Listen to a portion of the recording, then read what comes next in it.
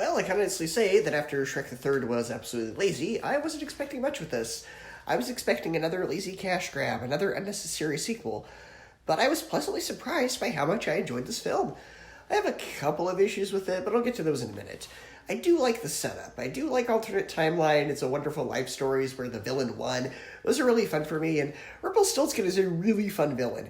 He's conniving, but he has his moments where he can be really funny. Now, the way it goes about the first act to get to the It's a Wonderful Life story isn't done as well as I think it could have been. Shrek is a pretty big jerk, and I'm sorry, Fiona calling him out on it was entirely in the right. But once it starts the It's a Wonderful Life stuff, there's actually some pretty fun ideas. Fiona being an ogre warrior who got herself out of the tower actually makes a lot of sense. Puss in Boots being her pet cat who's gotten lazy and soft from years of being pampered is a really funny idea.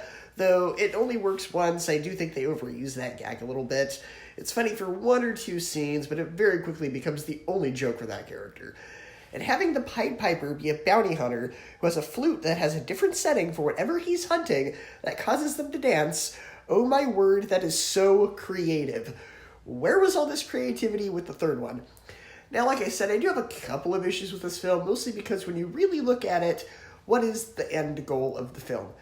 Shrek has to get Fiona to fall in love with him, get Donkey to be his friend, overthrow the evil king, basically everything he did in the first film. So if it had been a little more creative with the overall goal, this could have maybe surpassed Shrek 2, but as it stands, it's still a perfectly fine film, despite a few story issues. So overall, I would give Shrek Forever After a B, an 8 out of 10, and a 3.5 out of 5 stars.